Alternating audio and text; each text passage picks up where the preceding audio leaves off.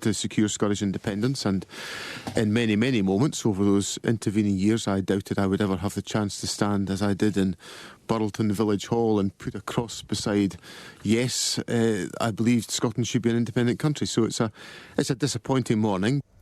25 suspected illegal immigrants have been found in the back of a lorry in Dover.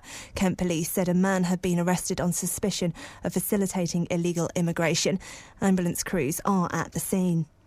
The BBC understands Stafford Hospital is likely to be renamed the County Hospital. The name is believed to be the frontrunner out of 4 proposed by staff in May, the others being Coton Hill, Weston Road and Isaac Walton. Mid Staffordshire NHS Foundation Trust is due to be dissolved in November. The hospital was at the centre of a £6 million public inquiry into failings in care between 2005 and 2009. School dinners in Birmingham are under investigation after a local primary was served just 1 chicken nugget for lunch. The school, which hasn't been named, served the dish to reception pupils. This comes just 3 weeks into a new school meal plan. Councillor Valerie Seabright says it hasn't been thought through. Although the government have put money into this whole initiative, there are a lot of schools who've got school kitchens, but there are a number of schools that haven't got them. So things have had to be turned over very quickly without a lot of forethought. It makes me wonder what, limited forethought the government are putting in now to the Scottish thing now. They've got to think that through now. Police have arrested a Birmingham man on suspicion of theft after he attempted to conceal a sculpture in his clothing. The limited edition piece of artwork was from Castle Fine Art Gallery in Birmingham. The theft was captured on CCTV and then broadcast nationally. A 41-year-old man was arrested from his home in Small Heath this morning. And the weather, mainly cloudy with the risk of some heavy thundery showers, although most places will stay dry at 21 degrees Celsius, 70 degrees Fahrenheit. Dry tonight, dipping down to 14 degrees Celsius, 57 degrees Fahrenheit. And over the weekend, the odd shower possible on Saturday, but dry on Sunday. BBC WM 95.6 News. There's more online at bbc.co.uk/WM. Thank you, Charlotte. Iain Lee. On BBC WM 95.6. The voice of Birmingham and the Black Country. It's just gone 2:00. It's Friday. That means it's the freaking weekend, baby. I'm about to have me some fun, to quote R. Kelly. Busy show coming up this afternoon. We'll be talking, I know, Scotland. A bit boring. No, it is, isn't it? Today kind of feels like Boxing Day, doesn't it? It's the excitement of the election yesterday, Christmas Day. We opened all the presents, and now we're kind of watching repeats of Dad's Army and eating turkey sandwiches. It's a little bit of an anti-climax. Well, we will reinvigorate you by speaking to the greatest export from Scotland later on in the show, ladies and gentlemen. The Crankies will be coming on. I know. You haven't seen those anywhere else, have you? No? Well, there's perhaps good reason. But they'll be coming on later on. We're also asking, have you ever treated yourself medically? I injured my finger quite badly this week. I shut it in a car door. I'm being very brave about it. And it's all gone all black and bloody and horrible. And my friend said, my granddad did that once, and what he did was he drilled through the fingernail to release the blood. Have you ever treated yourself medically? And also, what's the worst job you've ever had? I've got a cracking one. I had a terrible job once. You can call us about those things, or to be honest, if you just fancy a chat, give us a call. We're very relaxed here between 2 and 4 on a Friday. 03453 009956. We have quite low standards as well, so if you give us a call, the odds are you'll get on. Yeah, I know. Or you can email ian.lee@bbc.co.uk or send me a text, 81333. Start your text, WM.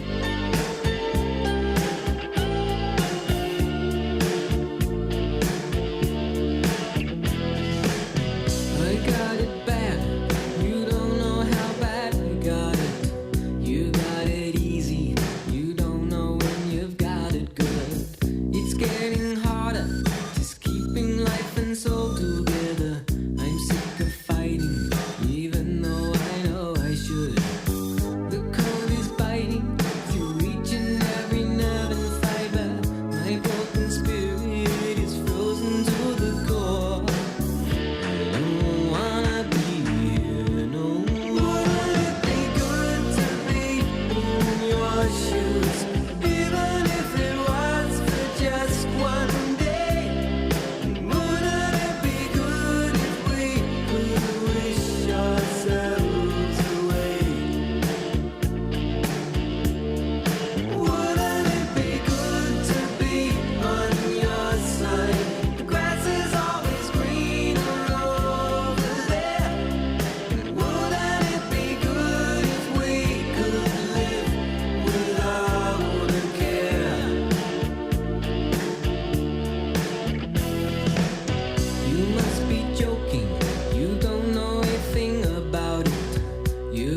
no problem. I'd stay right there if I were you. I got it harder. You couldn't dream how hard I got it. Stay out of my shoes if you know what's good for you.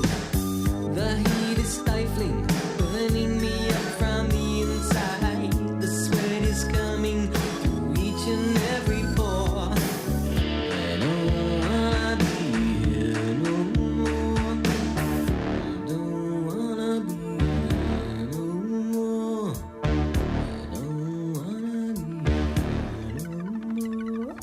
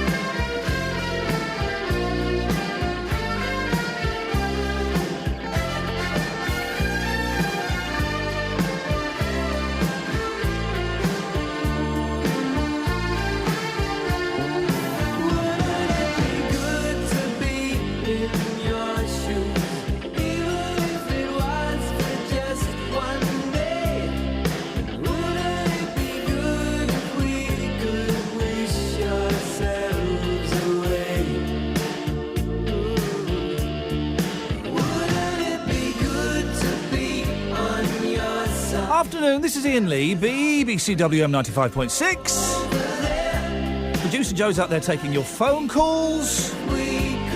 Ever treated yourself medically? Can we find anybody that's actually done the thing they used to do in comics? You know, where they would tie a piece of string around a tooth and then tie it to a door handle and slam the door shut? 03453 009956. And also, the worst job you've ever had. We've all had some stinky jobs, haven't we?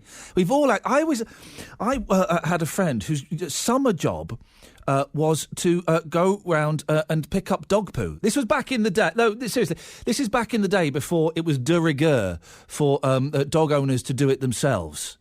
Gosh, the 70s and 80s. Well, you really had to watch your step, didn't you? Horrible places.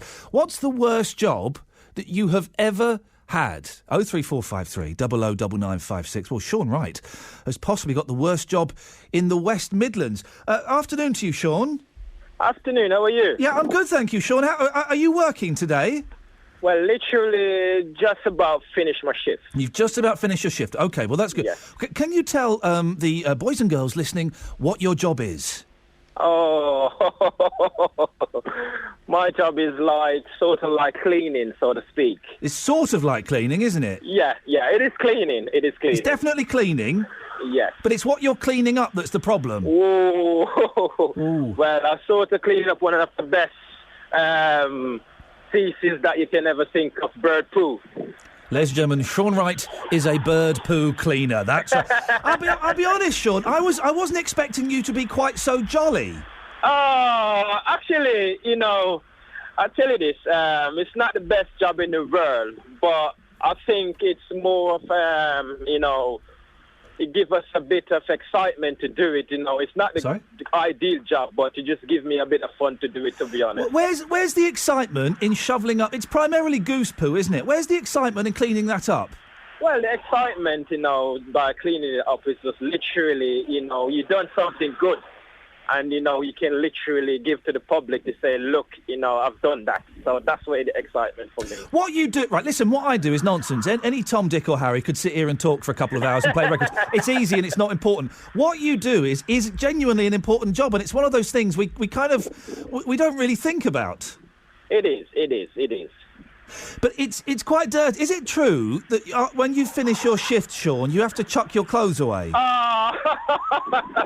Absolutely right. I have to literally put it in the bin. I could not.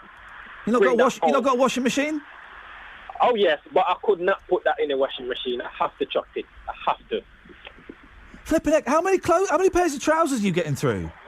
Well, basically, I've got my layers of what we'll normally put on to sort of we deal with water spillage or sick or anything. So literally, it's like an overall and plus my trousers underneath, and I literally have to chuck literally everything. You're literally chucking literally everything away? Everything. Literally? Everything away. Everything. The only thing I haven't chucked is my shoes. That's it. Sean, have you got a partner? Do you live with family? Yes. Oh, yes. And I hope she's not listening because... when I've chucked it, she went home and she said, "What's that in the bin?" I said, "No, it's one of my old trousers, you know. I sort of like, you know, don't like it anymore, so I put it in the bin." And she said, "Okay." But if I had told her what it is, she would like, "Oh," she wouldn't even come near me. Oh, really? Does she not know what you do for a living then? Oh, yeah, she know what I do, but, you know, not knowing the spec of the job, what I really do, to be honest. Right. Yeah. One of the perks of working at the BBC is, can I say this? Yeah. I get to nick stuff. I get to take pens and paper and CDs and records home. I'm supposing you don't have that benefit, do you, Sean?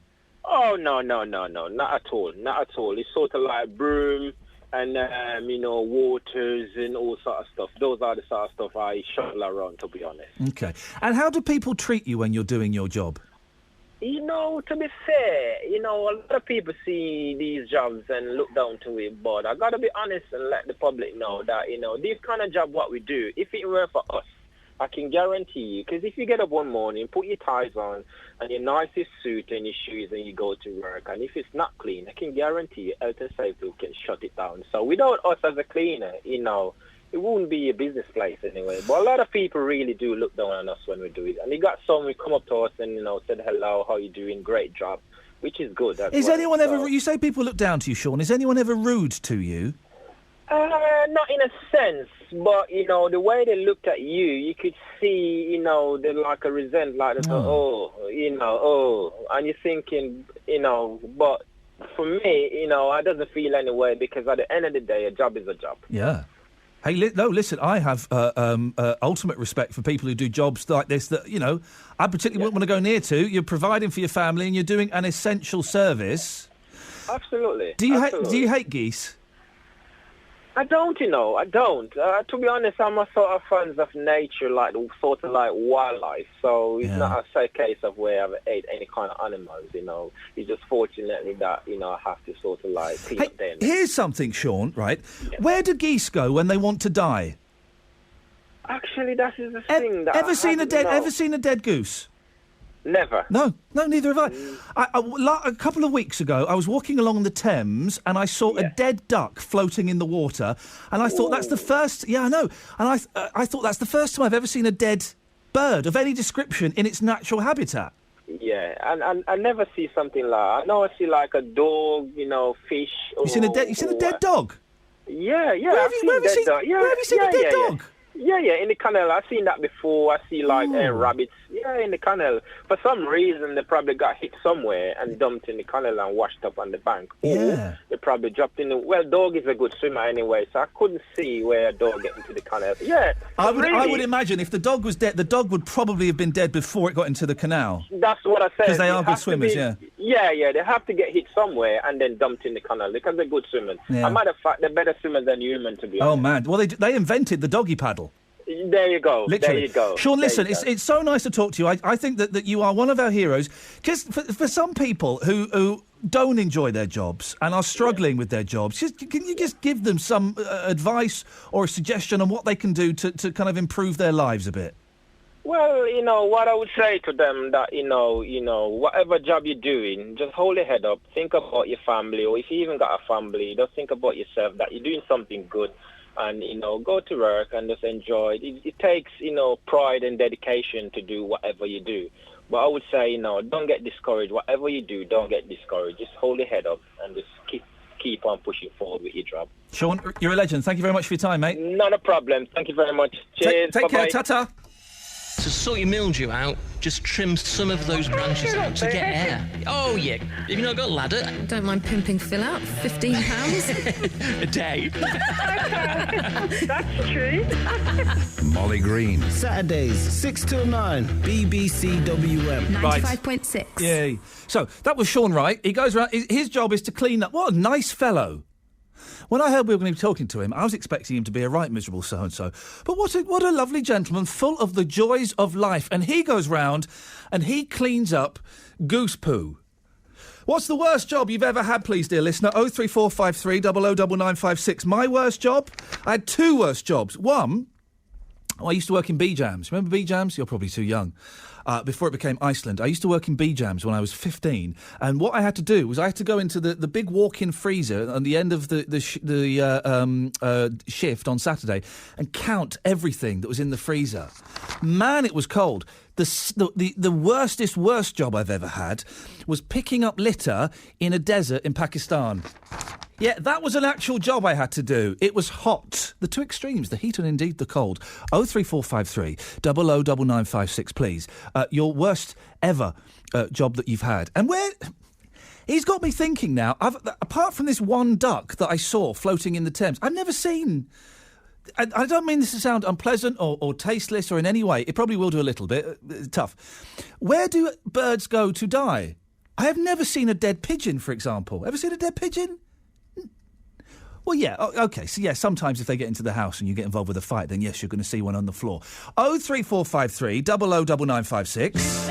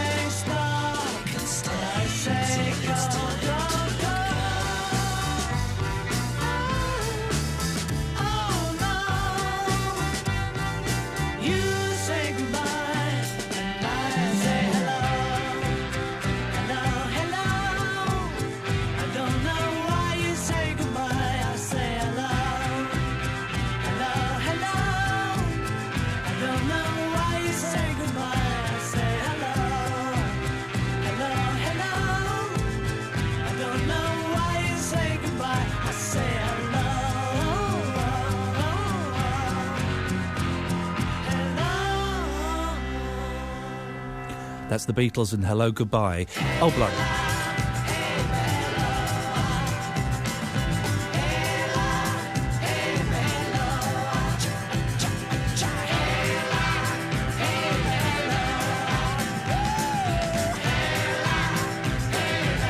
Worst job Paul McCartney ever had? Bass player in Wings. Oh. 03453 009956. Iain Lee, BBC WM 95.6.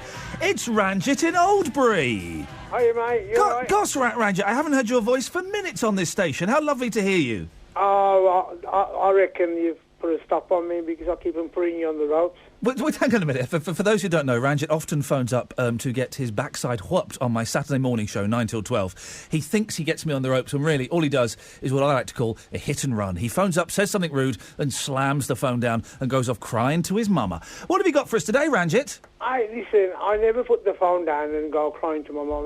You put the phone down on me, never let me finish. I always let you finish. No, you don't. Anyway. It's not panto season. The Crankies aren't in just yet.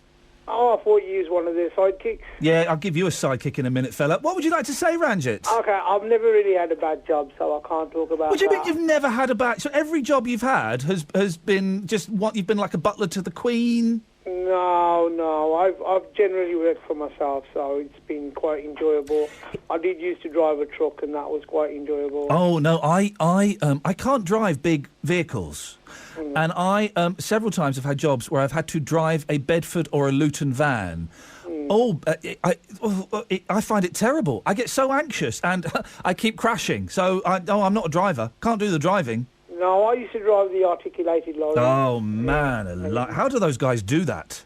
It's simple. It's like driving a car, but just bigger. There's nothing like driving a car. It is. It's just like driving a car, but bigger, and you got all-round visibility. And you can hog the middle lane and overtake another lorry that's going really, really slowly and get on everybody else's nerves. Oh, it's just a matter of patience. You've got to have patience. That's all I'm going to say to you. Well, I certainly have to have patience when I'm speaking to you, Ranjit. See, you're going on the ropes now. No, I'm not on the ropes. I'm just giving you a little tickle under the armpits. Okay.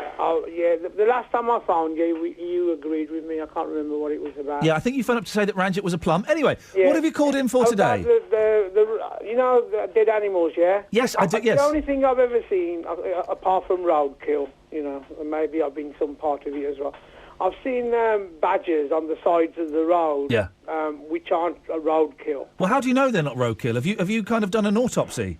Well, yes, I did actually. I stopped my truck, went out and had a look. No, you can see because there's no bruises on the animals. No, but the thing is, though, you can hit I can't believe we're having this conversation.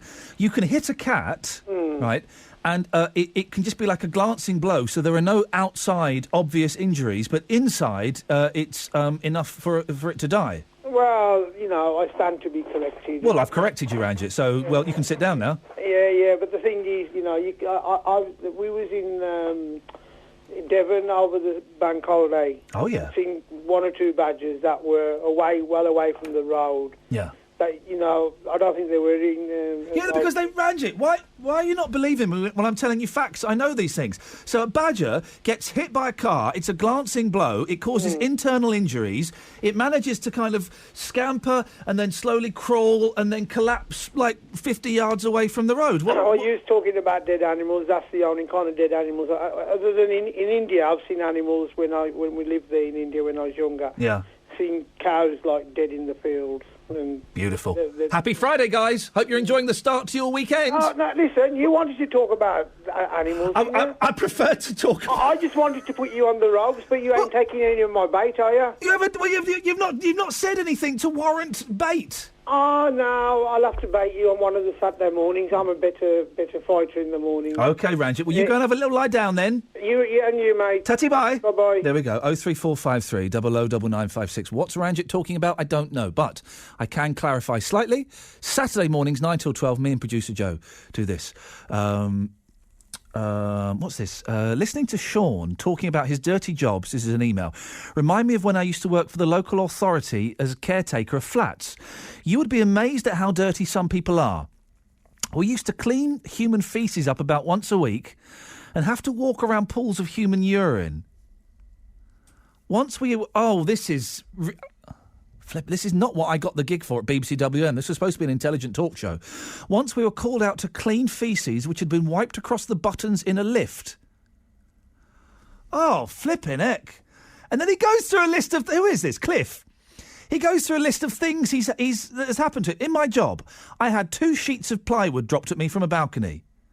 A fridge almost hit another caretaker. Kids throwing potatoes. Drunks peeing over balconies at us. Dogs set on us. Fishing lines stretched across stairs in high rise. Oh, flip! Who'd want to be a caretaker, Malcolm? Hey. Hello. Yes. Hello, Malcolm. Who'd want to be a caretaker, Malcolm? a caretaker. I don't know, somebody that likes doing that sort of work. I suppose so. Yes, that would be of the course. person. What have you called in for, Malcolm? Well, listen. First of all, I phoned him because you got the crank. You said you've got the crankies, and I said, well, we see enough of them when we switch the television on and we see the Parliament show. Oh, never the crankies. Listen to you, David Frost, eh? Oscar Wilde. No, but what I wanted to say was about this, the devolution with Scotland and all that. And they're all going on about having their own little devolutions all around the country and everything. Yeah. But I want to know is who's going to pay for it all anyway? Independence for Birmingham. Hey. Malcolm. What? Do you really care? Now that the Scotland thing is done and dusted, right? Do you really care about it? Hello? I'm here. Can you hear me? Yeah, I can when you speak, yes. Well, listen, what I'm on about is the devolution that they want in England, Wales and Northern Ireland. Yes. Now, they're all talking about, the West Midlands having a devolution, Manchester having its devolution, Tyne and Wear and all this. Yes. Well, what I want to know is who's going to pay for it all? Is it going to be us poor people again, like it always happens with this government? Well, yeah, it'll come from... If it happens, which it won't... Yeah, that's what I mean. See, people are forgetting that, aren't they, Ian? Yeah, why can't... Listen, now that we've taught Scotland a lesson, right? Yeah. Why can't we just carry on and forget it ever happened? Because, be honest, Malcolm, it was a little bit dull, wasn't it? Yeah, well, I like Scotland. I like the Scots. I mean, it's like they said, we're all the same, really, except for we don't wear kilts all the time. Hey, here's something. Everything else is pretty much still the same, don't we? But by the way, Scottish people don't wear kilts all the time either. No, they don't. No. But that is one of their things, isn't it? Have you ever worn a kilt? No, Malcolm, you've got to wear a kilt, my friend. I bet it's nice in the summer. Yeah. It is so. It's a bit weird at first, especially if you do it properly. No pants. Yeah. It's a bit weird at first, but boy, oh boy, it's very freeing. Well, I always wear just a towel around the house, so I'm pretty used to that sort. You do what? Sorry. I always wear a towel around the house if I can't be bothered to put any trousers on for walking around the house. And how often? I mean, are you wearing a towel around the house now? I certainly am. Yes. Malcolm, we'll end it there. What an image, dear listener. 03453 009956. So far, what have we covered in the first 30 minutes? The worst jobs ever, dead animals, kilts, Scottish devolution, and walking around the house with a towel wrapped around your waist. Want to join in? 03453 009956. Hi, it's BBC WM 95.6. Let's get the travel. Here's Adam Crowther. The M40 northbound lane 1 of the 3 closed between junction 15 at the Warwick Longridge Island turn up towards junction 16 at Henley. There's been an accident, several vehicles have been involved. Lane 1 of the 3 there closed off. It's going to take you the best part of an hour to get through all that queuing traffic, all the way back to junction 13 at Bishop's Tatchbrook at the moment. Also busy for you heading out of Birmingham through to the Aston Bridge, which is actually closed off. So around Dartmouth Circus, a little congested, and the diversion via Thomas Street. Birches Valley in Ettingchill is looking as though it's quite busy due to an accident that's been reported near to the Penkridge Bank turn.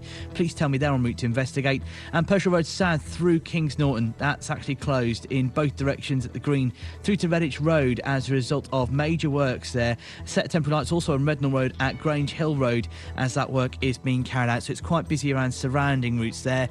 No problems on public transport. However, if you can update us, call BBC WM 95.6 Travel on 08453 002288. Thank you very much.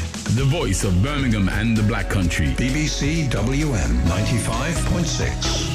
It's 2:30. Let's get the news now. Here's Charlotte Harriman. A political union that's endured for more than 3 centuries is still intact after the people of Scotland rejected independence. Nationalists expressed their deep disappointment after 55% of voters said no to Scotland separating from the rest of the United Kingdom.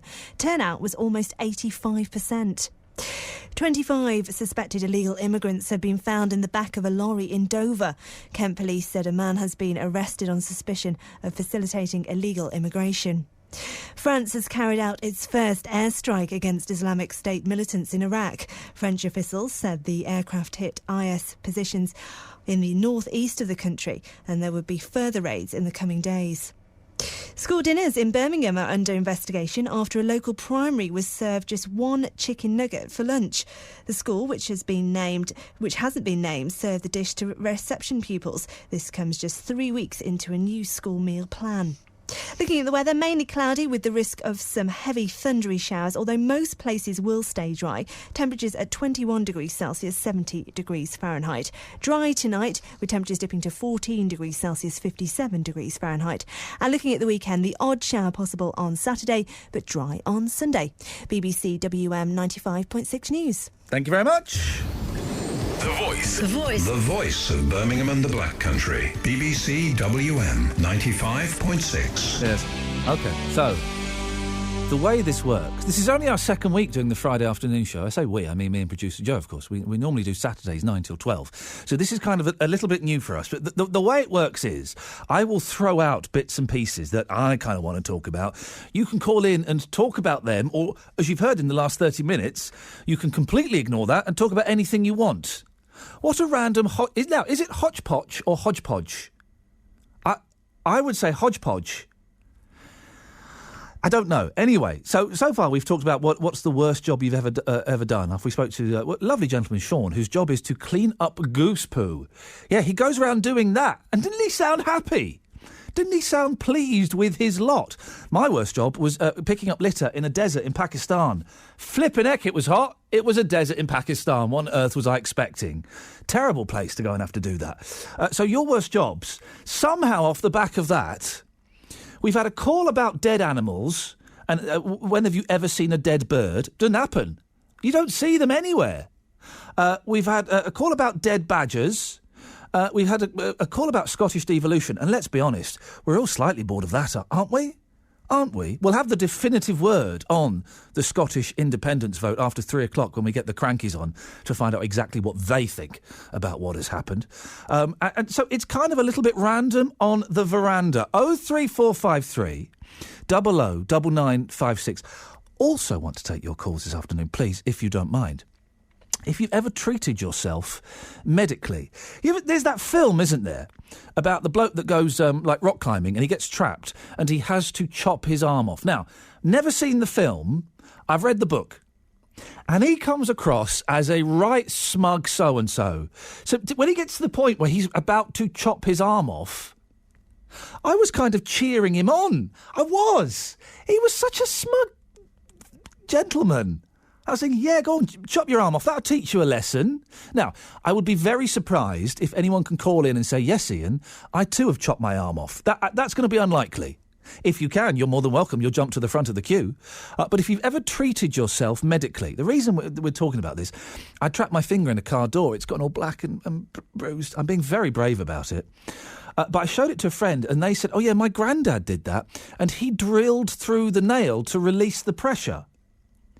That's insane, isn't it? That is properly insane. When have you ever treated yourself medically? 03453 00 9956. And the thing when people, they always used to do this in comics, when people tie a little bit of string around a wonky tooth, then tie it to a knob, a doorknob, or a door handle, and then slam the door shut to pull the tooth out. Has that ever actually happened, or is that one of those myths? 03453 00 9956.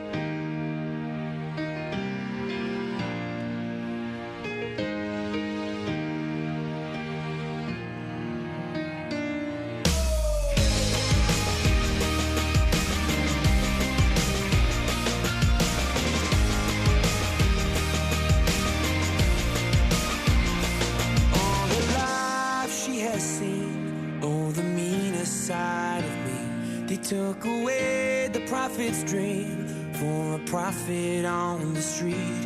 Now she's stronger than you know. A heart of steel starts to grow. On his life he's been told he'll be nothing when he's old. All the kicks and all the blows, he won't ever let it show. 'Cause he's stronger than you know. A heart of steel starts to grow. When you've been fighting for it all. Superheroes learn to fly. When you've been fighting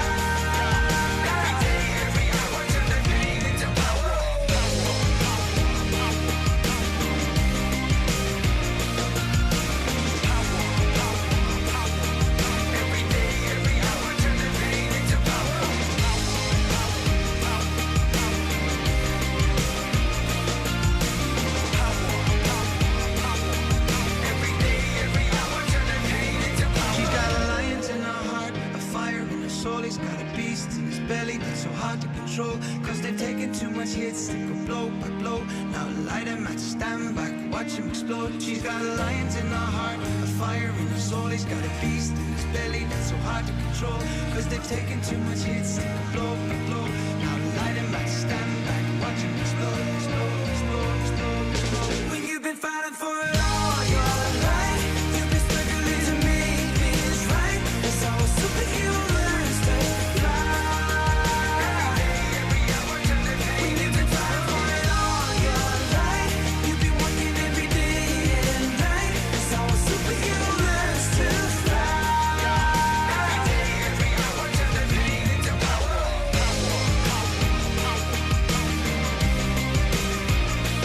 Oh yeah,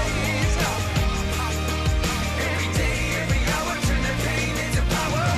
Afternoon, this is Iain Lee, BBC WM 95.6. Here every Friday from now on until 2 till 4. When you've been fighting for it all your life, you've been struggling to make things right. That's how a superhero learns to fly. Also, Saturday mornings, 9 till 12, producer Joe and I come in and, well, we tend to argue with people. That's pretty much how it goes. It's good sport. It's good for the brain. Pat's in Sedgley. Good afternoon to you, Pat. Good afternoon. How are you this afternoon, Pat? I'm wonderful, thank you very much. Isn't it miserable out there? It is just a bit. It's. I think we are officially in winter now. This is it. It's not cold, just miserable and damp. It is. It's going to get... I prefer it when it's like this, Pat. Why? I don't know. Being British, English, I don't know how to handle the heat. It makes me very uncomfortable. And there are only so many amounts of clothes you can take off. When it's cold or it's wet, you can just keep putting stuff on. It's wonderful. You want to take a dip off your first caller when he said he walked around with a towel on. Oh, wasn't that disgusting? I'm so sorry we had to put that image in people's minds. Pat, have you ever treated yourself medically? No, I didn't, but I shut my thumb in the car door on the Friday. Oh. Friday just gone? No, some years ago. Suffered all the weekend. Went to the doctor's on the Monday, and he just put a very thick darning needle into the nail. And all the pressure came off, all the blood came out. Hang on a minute. So who put the darning needle in? The doctor. Oh, an actual doctor. OK, so it wasn't just some bloke. So that's a genuine thing, because my friend said her granddad had drilled a hole, but that's a genuine thing, to put a hole in the nail, and what, all the blood just comes out? It takes all the pressure off. The blood comes out, it takes all the pressure off. Because my finger is it's throbbing. Yeah, I'm being very brave about it, though, Pat. I know, it's not fun, though, is it? It's not. Did the fingernail come off? Yes. Oh, see, now that's what I'm hoping for. It takes a long, long time. Yeah, I don't... Just under half of my fingernail is black, which makes me think it's not damaged enough for the fingernail.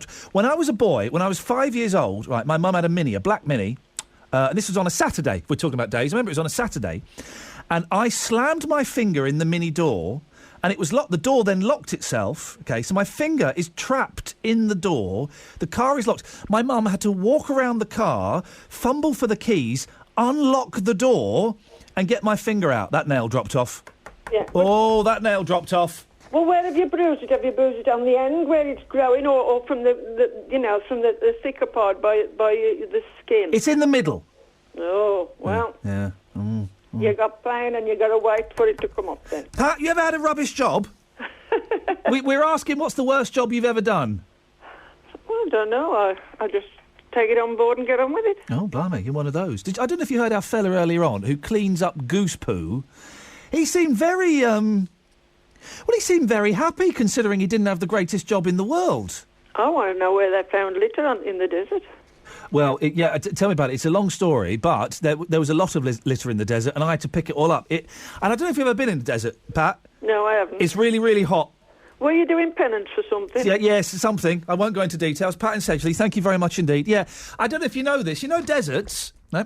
Turns out they're really, really hot places and quite sandy. Yeah, one of the most uncomfortable things I've ever had to do in my life. 03453 009956 is the telephone number. So the making the hole in the fingernail is a genuine thing then, is it? I thought that was a myth.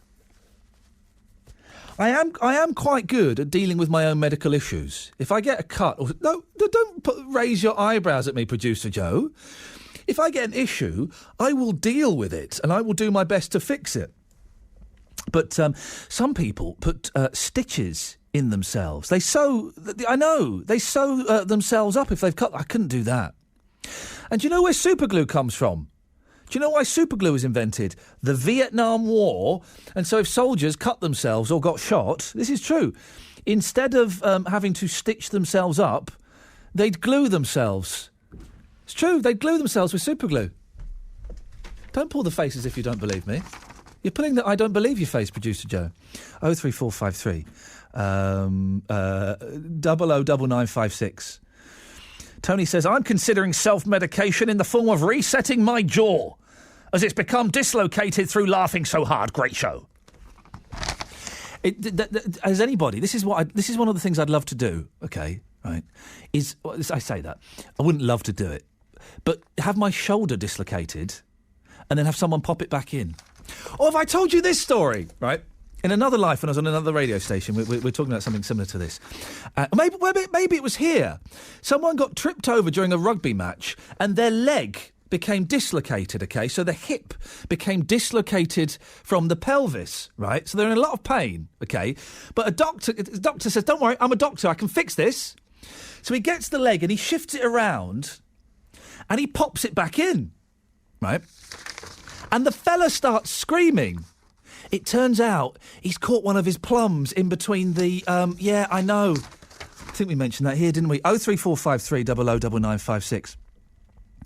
Jason says, does the goose poo man only clean goose or does he do dog? Is that a different department? Oh, here we go. Now, listen, Martin in Solihull has got totally the tone of this show. Okay, and if anyone can answer this, we need a vet or someone. Iain, here's a question for you. On the subject of birds, can a bird ever die mid-flight? Boom. That's the rest of the show. We'll ask the Crankies that. Can a bird ever die mid-flight? I would assume that it could by a heart attack or something similar. How come we never see a bird dropping out of the sky? That is brilliant. Can we get a birdman on?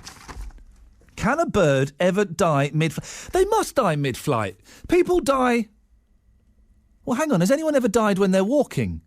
I was about to say they have, but I can't think of anybody who's died when they're walking. But not when they're walking. People die when they're asleep, people die when they're sat down, people die in cars. I can't think of anybody that's ever died walking. 03453 009956.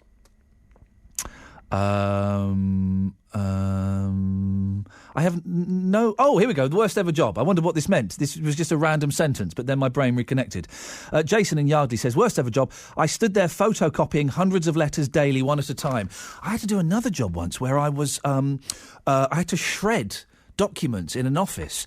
It was so tedious. And they kept saying, only put one sheet of paper in at a time. Well, of course, I was 16. I was tempestuous. I was crazy. There was no holding me back. So I was putting like 10 at a time. I keep knackering the machine. Friend or foe will share this dream. And it is that man, Agbonlá Hall, who gives Aston Villa the lead. Let rivalries return. Get behind your team. And Paul Downing puts Walsall 3-1 up. You always need someone to share every moment. We'll be there till the season's end. Great ball, Thomas, roof of the net, and Blues are in front. Your club is our club. The goal horn awaits, my football friend. The station for commentary this season. BBC WM 95.6. This is the show that likes to ask the big questions. Worst job you've ever had? Have you ever self-treated yourself? And can a bird die mid-flight? 03453 009956.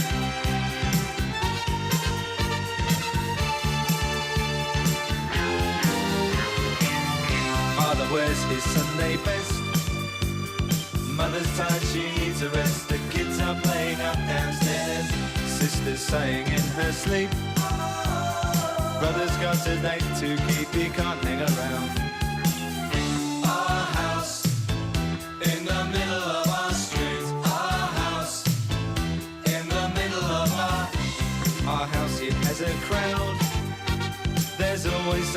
happening and it's usually quite loud. Our mum, she's so house proud. Nothing ever slows her down and a mess is not allowed. Our house in the middle of our street. Our house in the middle of our house in the middle of our street. Something tells you that you've got to move in the middle of our. Father gets up late for work. Mother has to iron his shirt. Then she sends the kids to school. Sees them off with a small kiss. She's the one they're going to miss in lots of ways.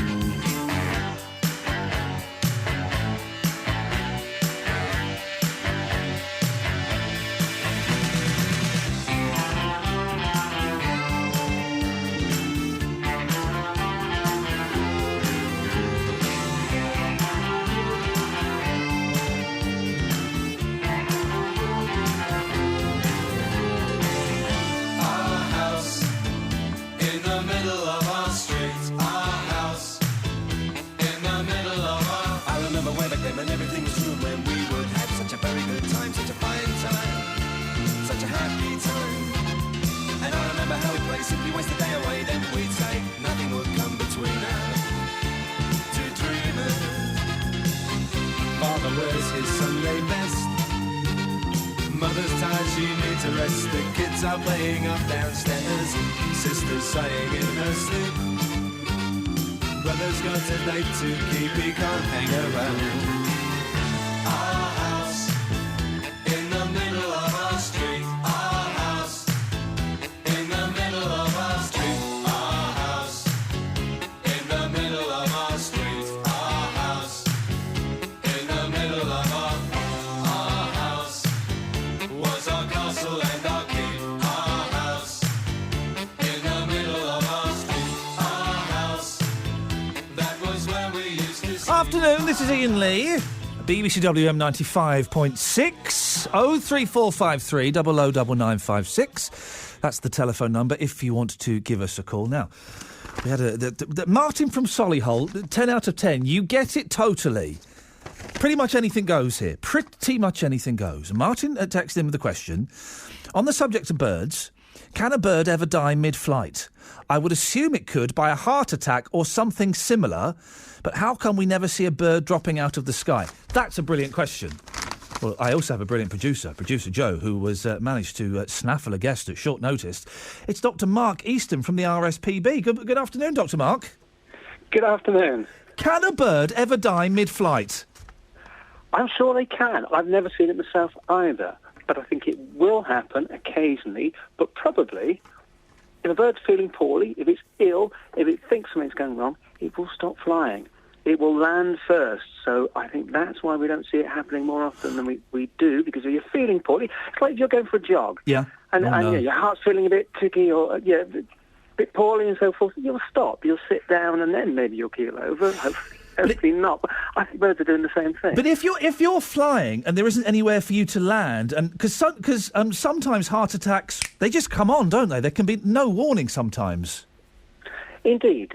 So, yes, possibly it might happen. There might be occasions. But I reckon in most cases a bird that's feeling poorly possibly won't be flying in the first place, or it is, will find somewhere to land. I mean, that's why we generally don't see that many dead birds around anyway, because most birds, if they're feeling poorly, will look for shelter, will look for somewhere to hide first. I was going to ask, where do they go? I said a few weeks ago on the Thames, I was so surprised because I saw a dead duck just floating sideways on the Thames. I got so excited I called my young boys over, who are 4 and 2. I wish they hadn't. It upset them quite traumatically.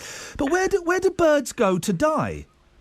I'm just thinking about the exciting days out you must have with your family watching their birds.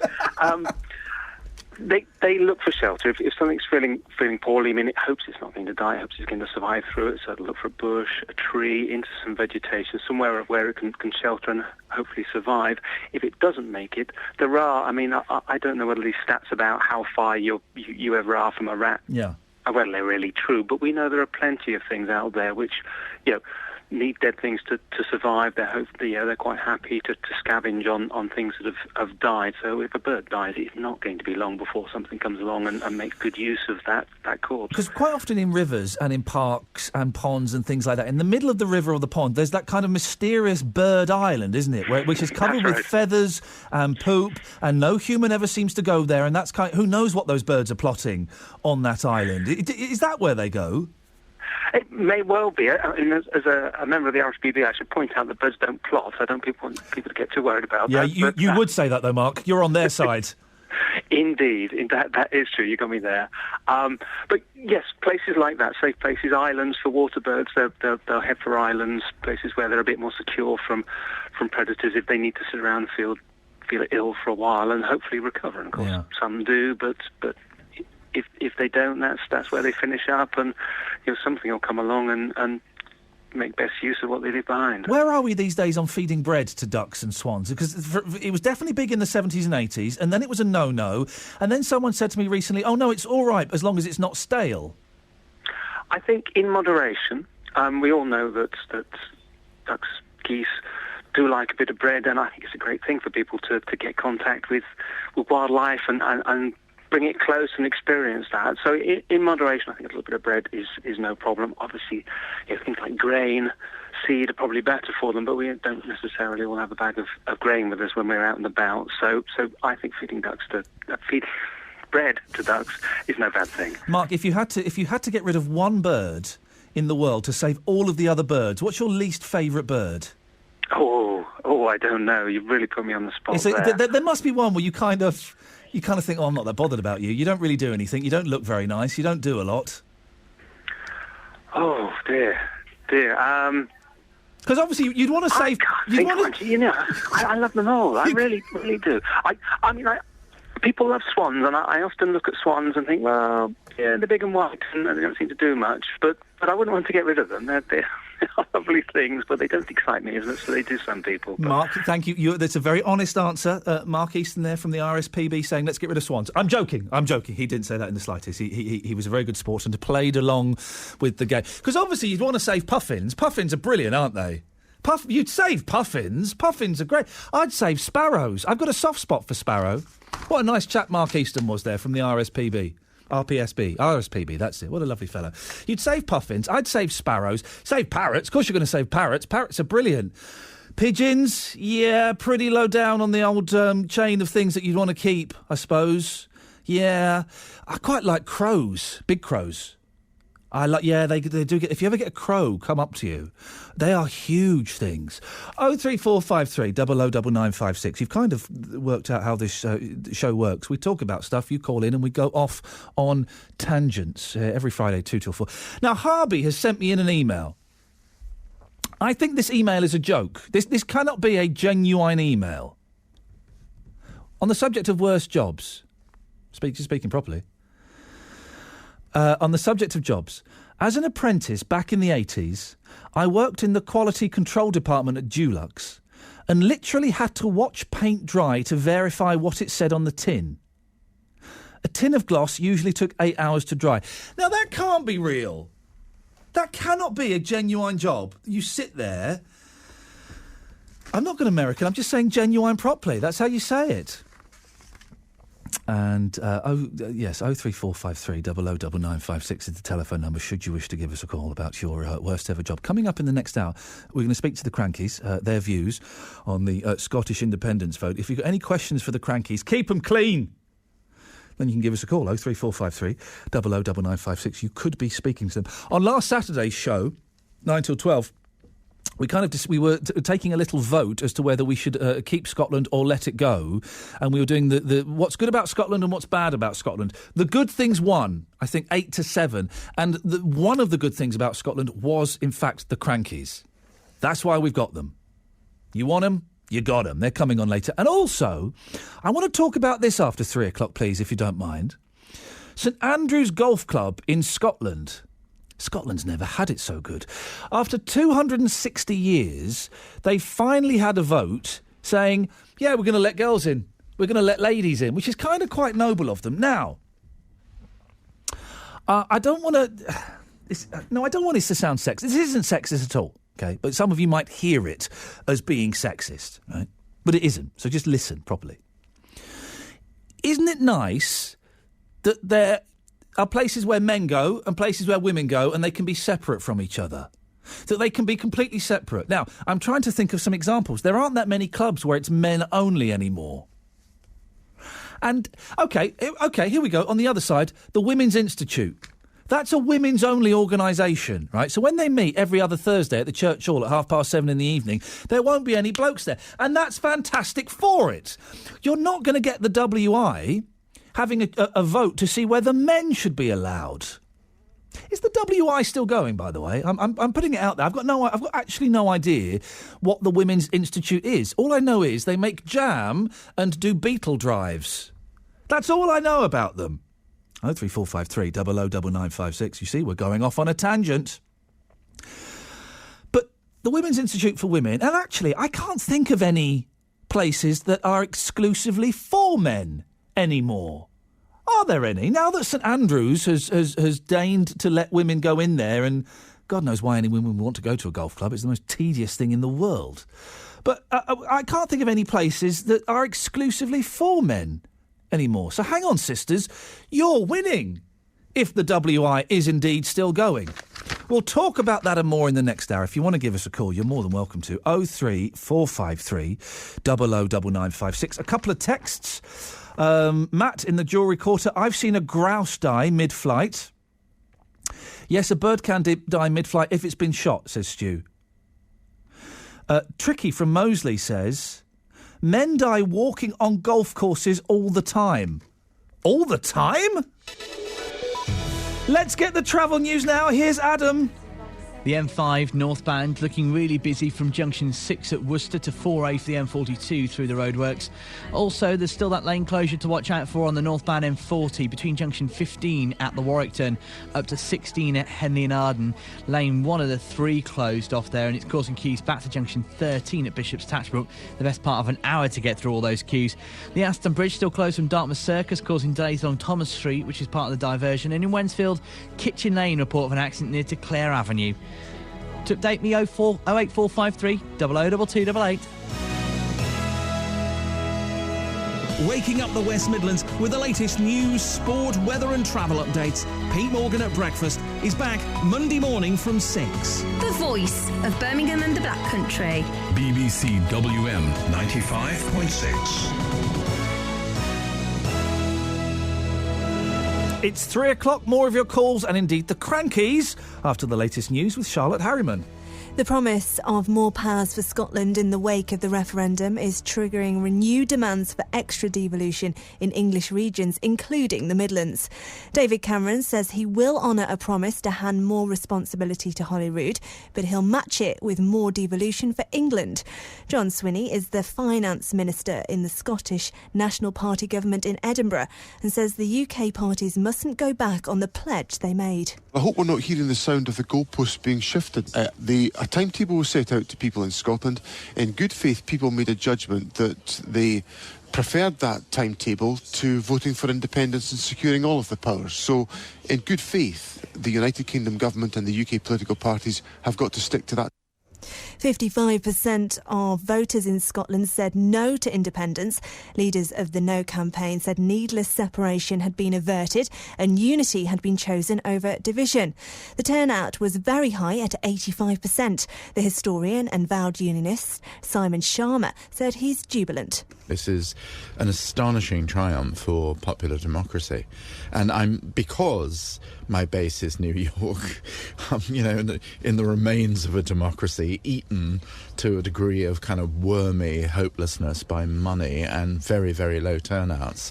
It has been constantly said, enthralling to see the spectacle of 80 and 90% of people voting. A meeting's being held tonight to discuss people's concerns over the potential closure of 9 police stations in Walsall. West Midlands Police say they need to close underused buildings like those on Green Lane, Brown Hills and Willenhall to save millions of pounds. Ian Edwards is the chair of the Police Federation for our region. They're legitimate concerns. The public want the best service that they can have from their police force in the region, and I'm not surprised that they're raising concerns over response times. everyone that works in West Midlands Police goes to work to do their best. Officers that I work with want to get there as fast as they can. They want to catch the criminals and they want to look after the good people in West Midlands. Birmingham City Council says it's looking at complaints children were served just one chicken nugget for their dinner during their free school meal. It's claimed that reception-aged children at one school in the city were served the dish. More than 160,000 extra children in the West Midlands have been getting free meals after changes were brought in by the government at the start of this term. Councillor Barry Bowes was in the meeting about the issue. What I said was that, to me, whilst that needed to be looked at, the important thing was the sort of food that we were providing, and the fact that it was chicken nuggets that were quoted. I said that that's not the sort of food that we should be looking with the obesity rates we got in Year 6 in the city and nationally. In cricket, the Warwickshire and England batsman Iain Bell will miss the Royal London Cup final against Durham at Lords tomorrow. Bell has been struggling to recover from a broken toe, but has now gone down with tonsillitis. Finally, the weather, mainly cloudy with the risk of some heavy thundery showers, although most places will stay dry, up at 21 degrees Celsius, 70 degrees Fahrenheit. Dry tonight, dipping to 14 degrees Celsius, 57 degrees Fahrenheit. And the weekend, the odd shower possible on Saturday, but dry on Sunday. BBC WM 95.6 News. There's more online at bbc.co.uk/WM. Thank you very much. Iain Lee On BBC WM 95.6. The voice of Birmingham and the Black Country. Afternoon, Iain Lee, BBC WM 95.6. Want to call? You can. What about? Well, pretty much anything, really. Well, let's have a little recap of where we've been and a glance forward. So far, worst jobs. Can birds die in mid-flight? Ever seen a dead bird?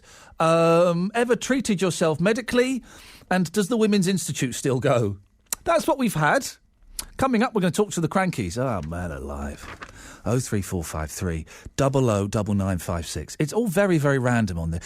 You can call in about pretty much anything that you want. Keith's in Northfield. Afternoon, Keith.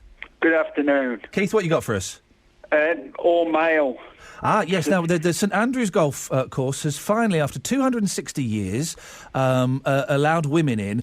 And I kind of think it's a shame, because I think it's nice that there are places that women can go to that men can't, the Women's Institute. And there should be places that blokes can go to that women can't. But I can't think of any now. Well, I've got two for you. Go on. You've got the Royal Antediluvian Order of Buffaloes. What the hell is that? It's like... It's plus my second one is the Masons, but it's like the Masons, the other one is, but for the working class. The Royal Antediluvian of Buffaloes? Order of Buffaloes. Is that the thing where they wear, like, furry helmets with horns on? No. Oh. So what happens there, then? Well, we do... Well, it's secret. We do a lot of work for charities and all that lot. Yeah. You know, and... But what happens there why is it so secret? It just is. It's just, you know... Kinky? No. No? Not kinky? Nah. Well, but why is it secret? I want to be part of this. Well, if you want to be part of it, I'll put you forward. Oh, yeah, go on. And what do I have to do? Well, all you do, we initiate you into the order. Yeah. You go in blindfold. Oh, hello, here we go. You said it wasn't kinky. Yeah, you go in blindfolded, and then they ask you what you want to see, and you say the light, and then things happen from there. I mean, we do things for charities and things like that. Yeah, the charity stuff I'm not so interested in. I'm interested in the bit where I'm blindfolded, and then things happen from there. Oh, we got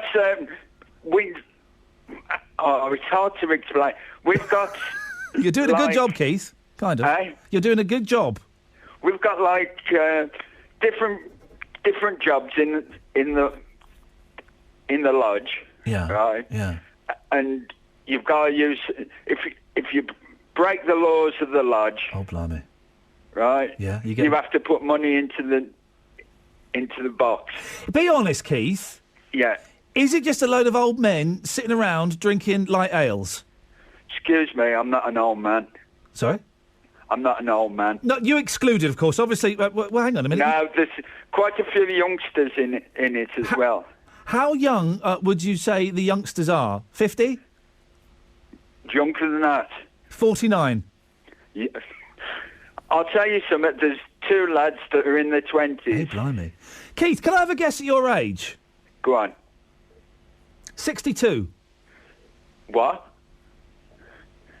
I'm 58. I'm not that far out.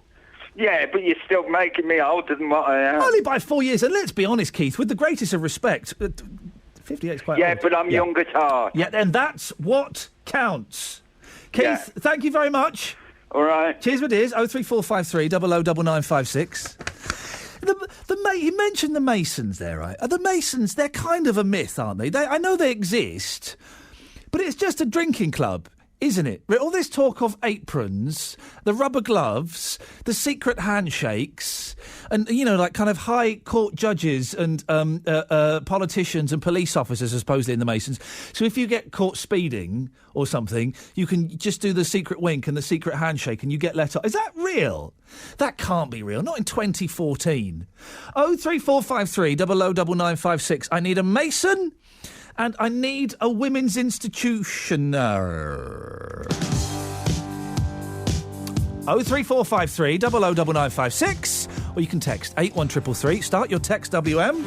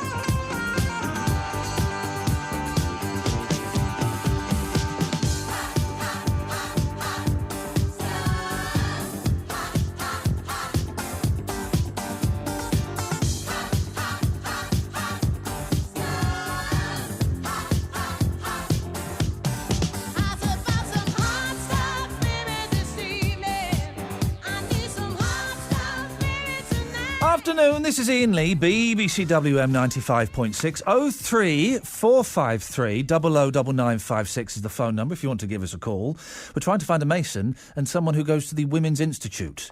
Why? Well, because St Andrews in Scotland has decided to admit women as members for the first time in its 260-year history. But part of me kind of thinks, and I don't want to sound like some horrible old-fashioned pig, But part of me kind of thinks, it's a little bit sad, isn't it?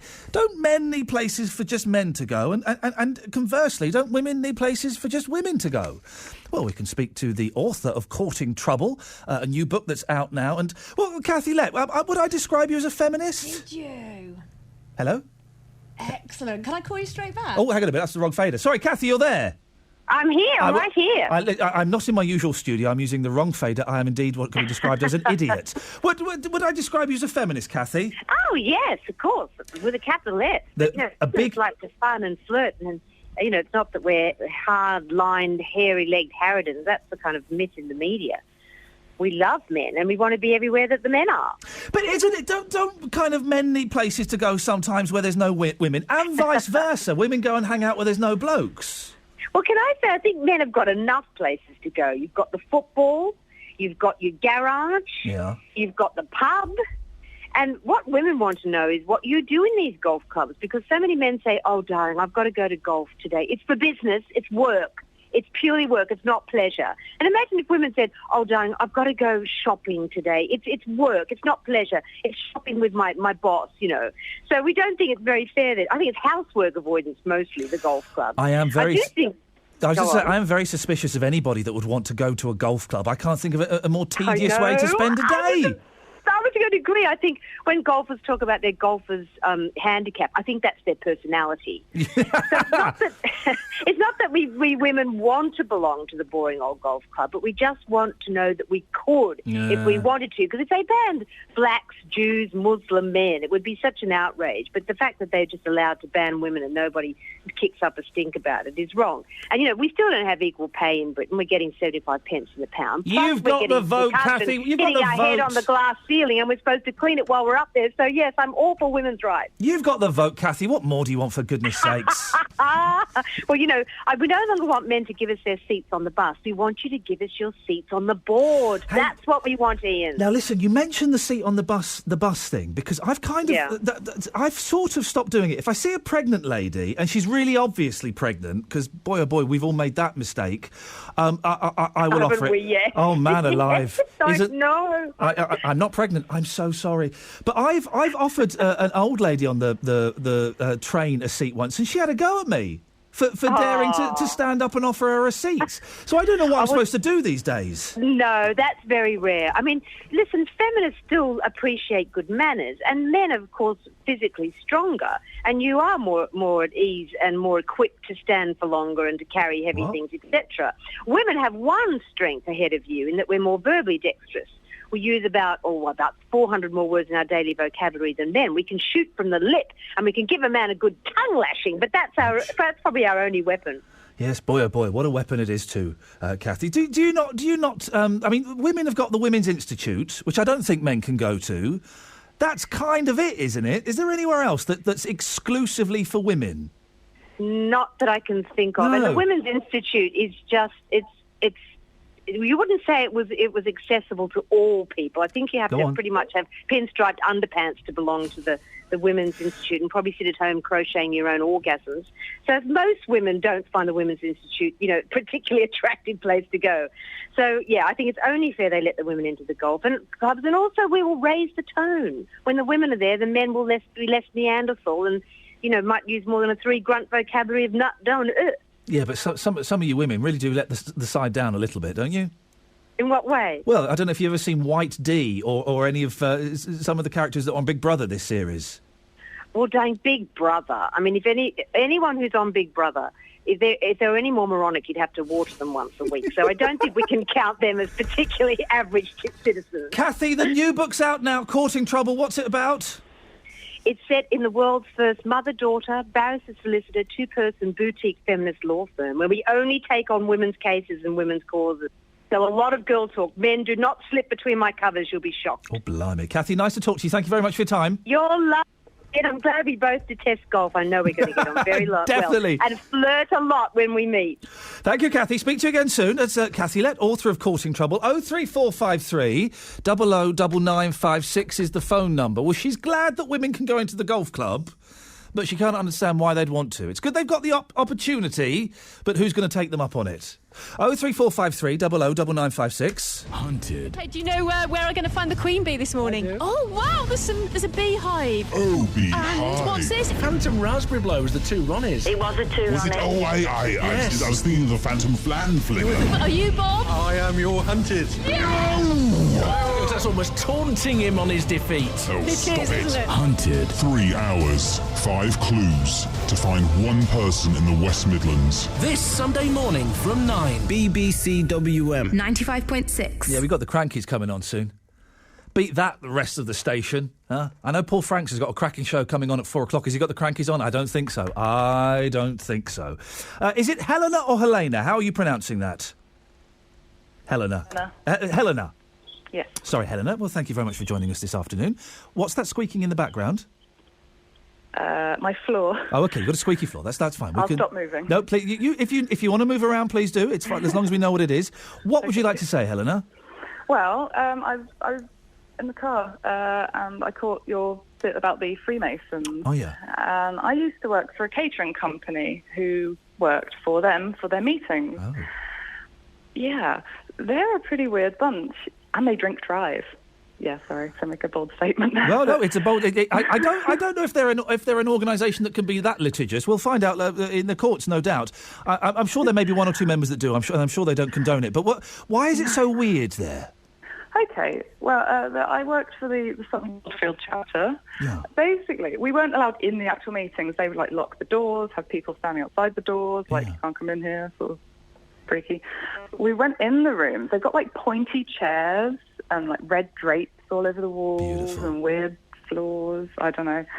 They've got considering you've got a squeaky one, what would you class as a weird floor?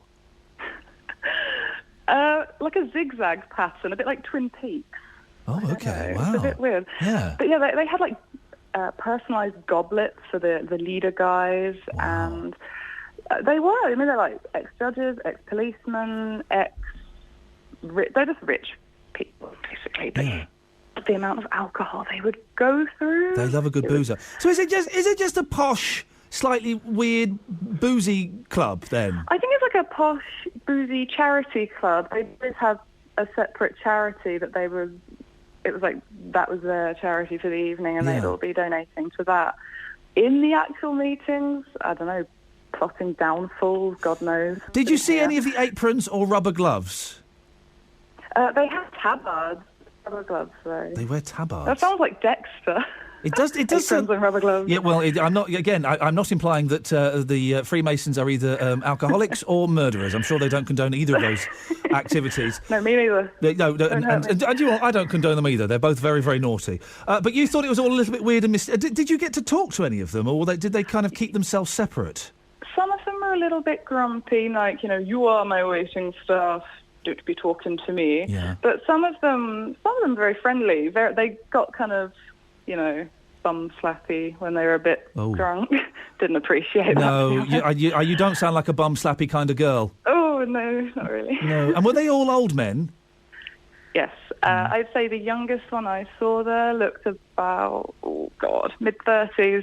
Well, hang on. So he looked really active. Hang on, mid-30s is quite young, isn't it? Yeah, Yeah. but there was only one. The rest of them, some of them pretty old, maybe 90. I'd say the average age was about 60. Probably. Helena, thank you for your insight into the weird world of Freemasons. No problem. Thank you very much. Now go and get your floor sorted out. Just to reiterate, I don't think the Freemasons condone drink driving. But thank you very much. 03453 00 9956. We need a Freemason. We need someone a woman from the Women's Institute. Someone has texted in. Who is this? Cheryl. Our WI group lets men in. Well, then that's not a women's institute. That's just an institute. That doesn't work, does it?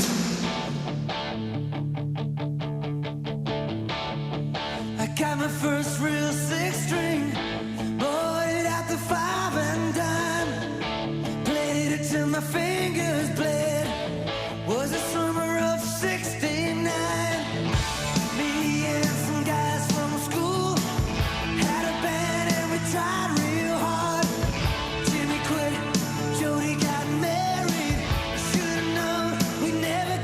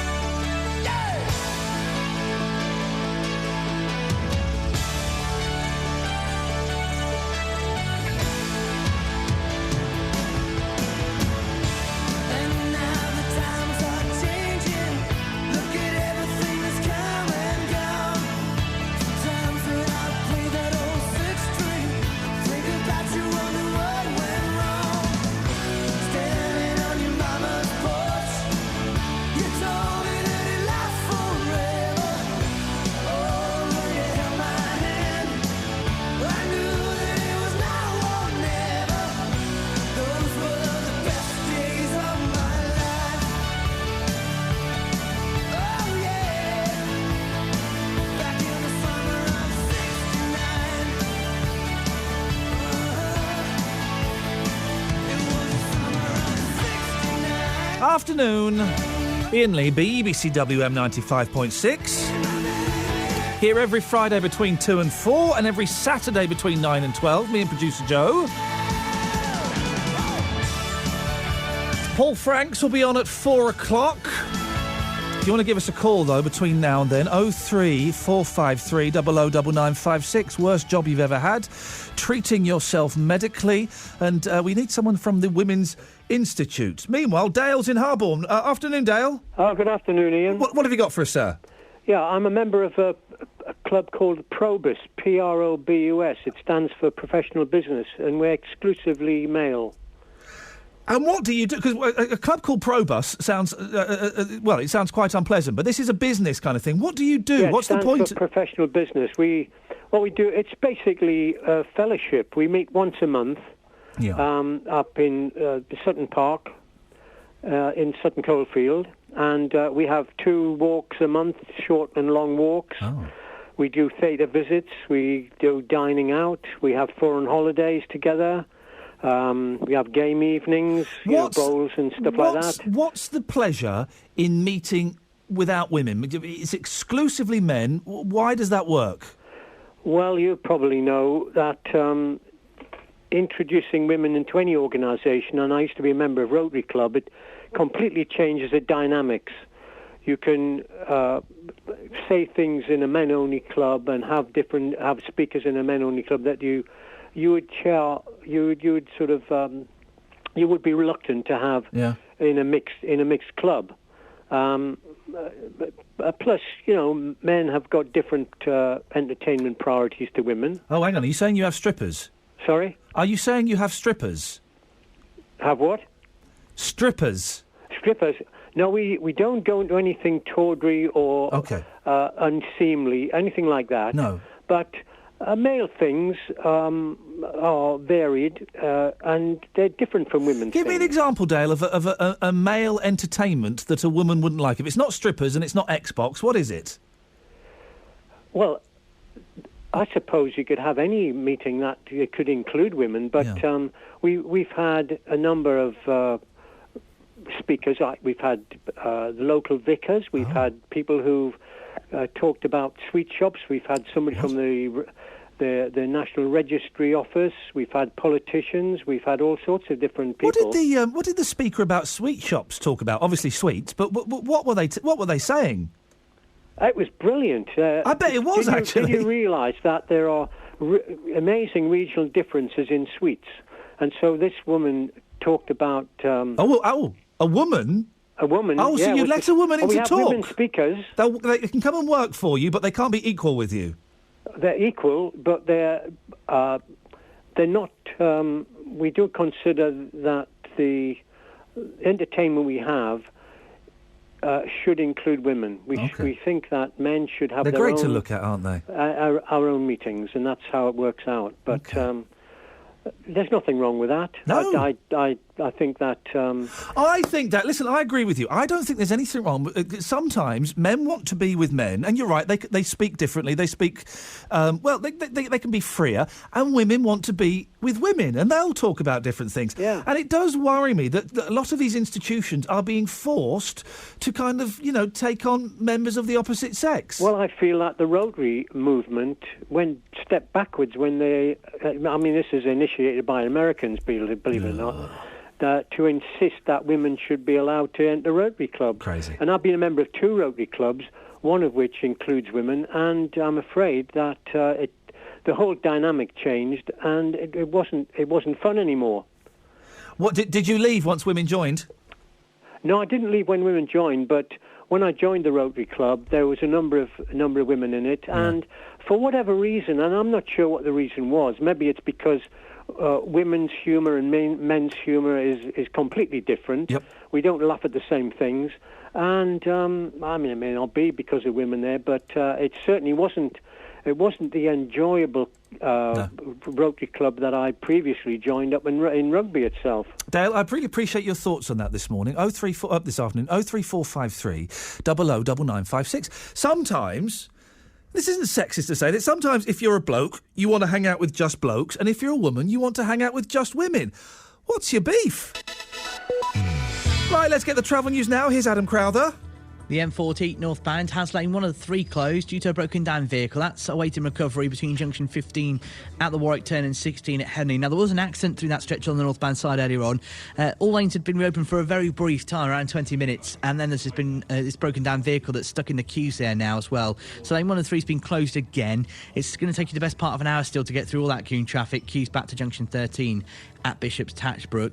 The M5 southbound junction 5 at Droitwich through the roadworks to junction 6 at Worcester. Lane 1 of the 3 is blocked by a broken down vehicle there as well. The M6 northbound 11 at Cannock to 12 at Gailey. That's queuing through the roadworks. And also there's problems in Wombourne now.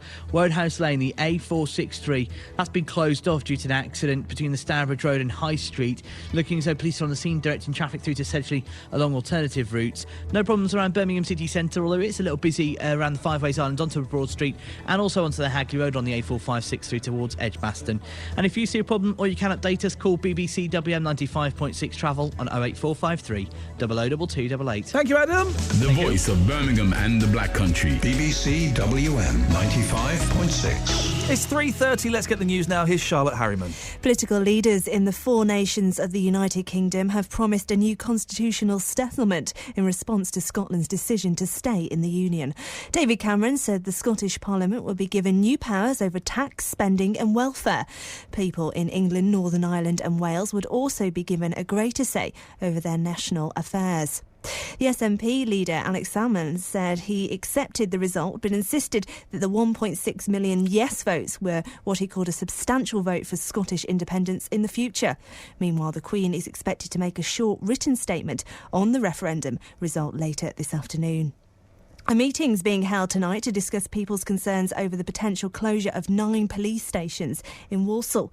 West Midlands Police say they need to close underused buildings like those on Green Lane, Brown Hills and Willenhall to save millions of pounds. In cricket, the Warwickshire and England batsman Iain Bell will miss the Royal London Cup final against Durham at Lords tomorrow. Bell has been struggling to recover from a broken toe but has now gone down with tonsillitis. And the weather, mainly cloudy with the risk of some heavy thundery showers, although most places will stay dry at 21 degrees Celsius, 70 degrees Fahrenheit. Tonight, dipping down to 14 degrees Celsius, 57 degrees Fahrenheit. And over the weekend, the odd shower possible on Saturday, but dry on Sunday. The voice. The voice. The voice of Birmingham and the Black Country. BBC WM 95.6. It's 3:32. Paul Franks is on at 4. That's when my weekend starts. Then it breaks again because we do the show tomorrow between 9 and 12. And then it starts again. And that's awesome. What are we talking about? Worst job you've ever had? Women's Institute? Places where men can go and women can't? And vice versa. And we'll be talking to the Crankies very, very soon. I think I'm a little bit too excited. I'm a little bit too excited. 03453 009956 if you want to give us a call. Rick's on the line. Good afternoon, Rick. Good afternoon. The worst job you've ever had, please, sir. Cleaning anti-fouling off the bottom of boats. What's anti-fouling? It stops them picking up barnacles and seaweed and stuff to slow them down. But of course, you also find other substances in rivers and seas and things that will stick to the bottom of boats. Poo. One way of putting it. Yeah, you mean poo. And I'm assuming you have... when you initially said that, I'm such an idiot, I had an image of the water, the boat being lifted out by a crane and you'd stand underneath it like you were mechanics looking at a car. I'm assuming you get in the water and do it, do you? No, you normally pull it up to the side of a wall or a hard standing and wait for the tide to go out so it then sits on its heel. Of course you do. But of course, it's so obvious. But of course you're then underneath it, getting covered in it as you're scraping it. Oh, man alive. My best friend at school had the worst job going. His parents owned a turkey farm. Oh. What did he have to What did he have to do? He didn't, did he? He had to... Well, they artificial insemination, and he had to excite the turkeys and remove the... OK, yep, yes, OK, yes, I can... there was some form of liquid extraction from the male turkeys. That's what we're talking about, yeah? Yeah, but unfortunately you have to use a tube and a bottle and suck it in. Ladies and gentlemen, thank you very much indeed. 03453 009956. I think what Rick was trying to say there is it's like siphoning petrol out of a car. I think that's the delicate way of putting it. Hang on. Yep, we're still on the air. We're still on the air, just, although Paul Franks is poised, ready to jump in at any moment. Thank you, Rick. Thanks very much. Mike's in Harborne. Good afternoon, Mike. Good afternoon, Iain. I hope you can follow that one. Yeah. What have you got for us, boss? Well, I am a Freemason for the last 18 years. Oh. I've been joining this society, this wonderful society, for the last 18 years. We are not a secret society.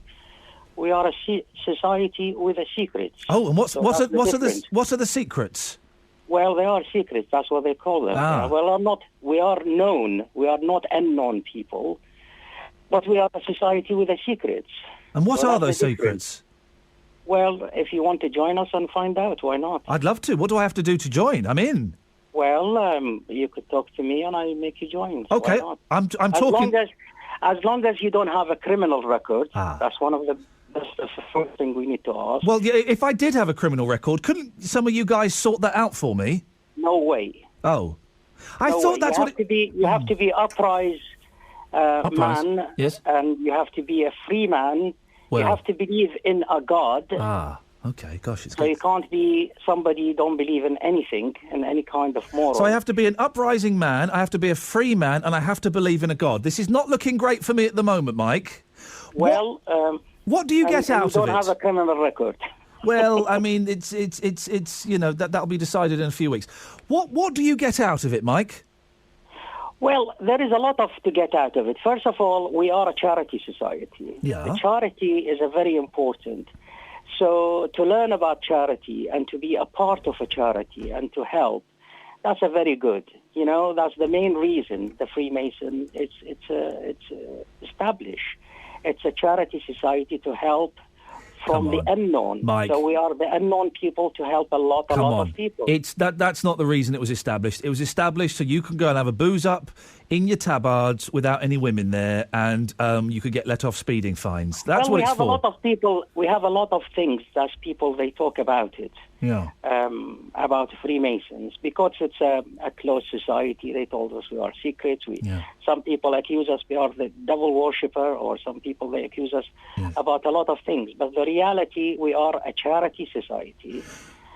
We don't have a religion, particularly religion. We accept all sorts of religions. We have our members are Christian, Jews, and Muslims. Is it nice not having women there? There is a Freemasons woman, by the way. They are very little. Yeah.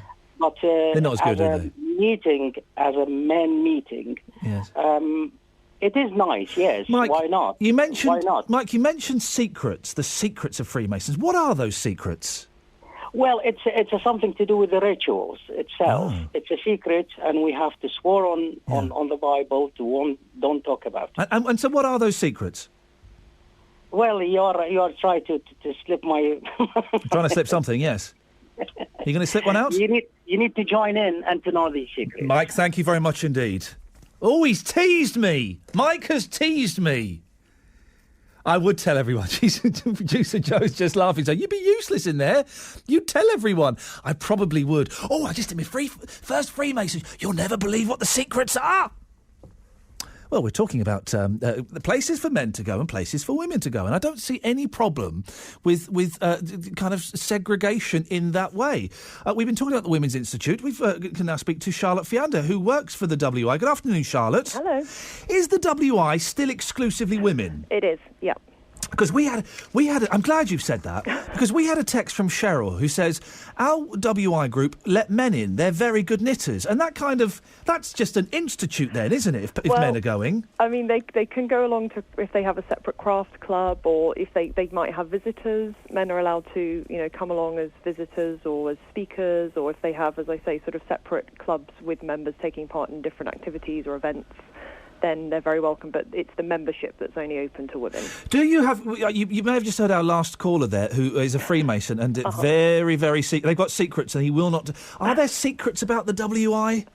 I don't think to the same extent, no. No, I think we're fairly open to... What happens there? All I know, and this, honest, I don't mean to sound derogatory, all I know is knitting and beetle drives. Okay. But I'm sure you're going to tell me off and correct me. So what does happen there?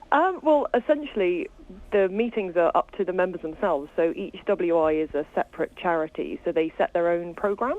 So they can do exactly what they'd like to do. It's an educational charity, so as long as it's sort of within the realms of somebody learning something new, so they could have different speakers, or they can learn how to do a whole range of different activities, or go and visit somewhere. You know, it's honestly up to whatever the members want to do. They all set their own programs each year, so you know that we are literally as diverse as our membership. And are there any? I'm going to ask a question. It's going to sound silly because I know that women are so much more sensible than blokes. Okay, are there any rituals or anything, any tests you have to pass to get in, or do you just turn up? No, just be a woman and turn up. Okay, yeah. You don't even need to sing Jerusalem if you don't want to. Some WIs do, some WIs don't. It's entirely up to the members. So. And we have this image of it being rather stuffy and full of old women. Charlotte, you sound quite young.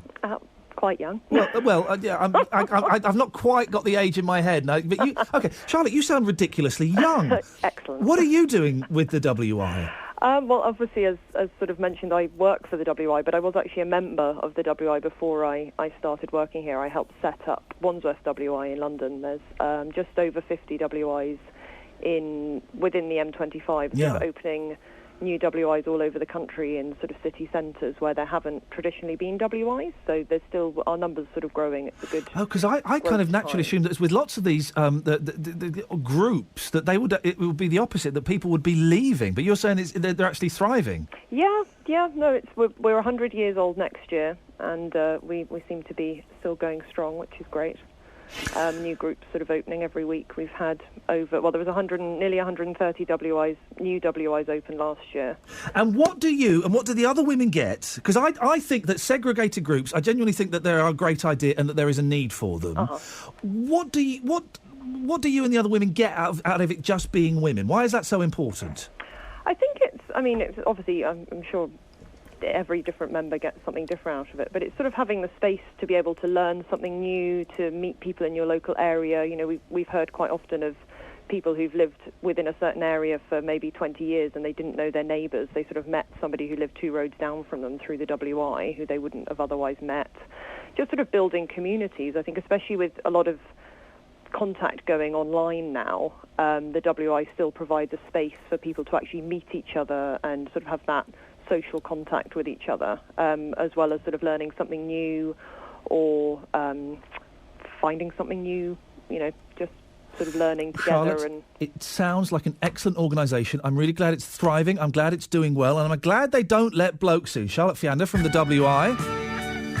The Crankies are coming up very, very soon. There's a sentence I didn't think I'd find myself saying.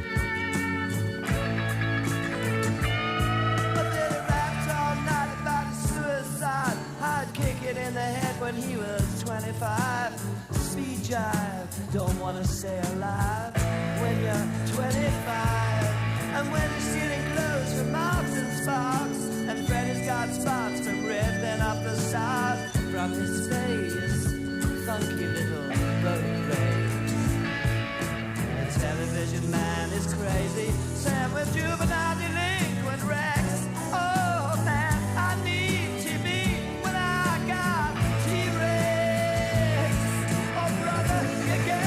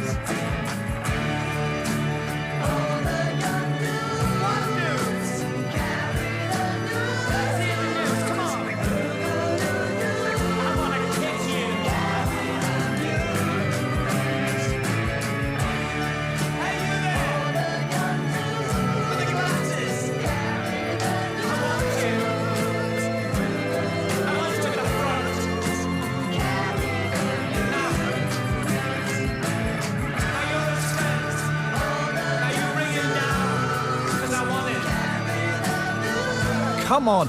This is have we missed the bit where he's talking to the guy in the glasses?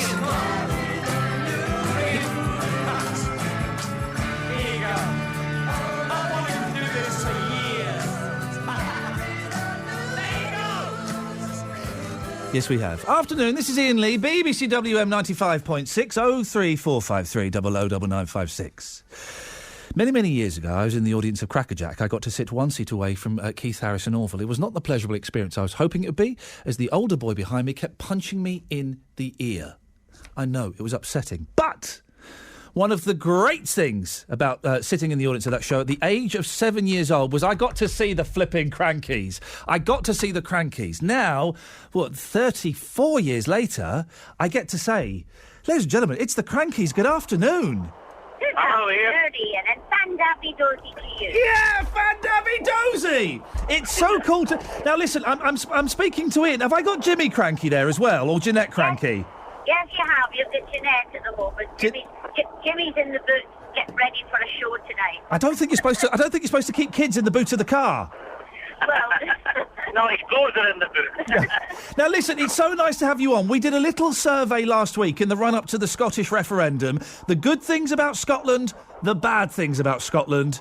You were named as one of the excellent things about Scotland. Oh, that's nice, isn't it? That's very nice. We're very pleased about that. Good, as you should be. And we thought we'd get your opinion on the Scottish referendum. 55% of the people said no, 45% said yes. What is the Crankies' take on that? Well, we're not allowed to vote because we live in Devon, so we didn't vote at all.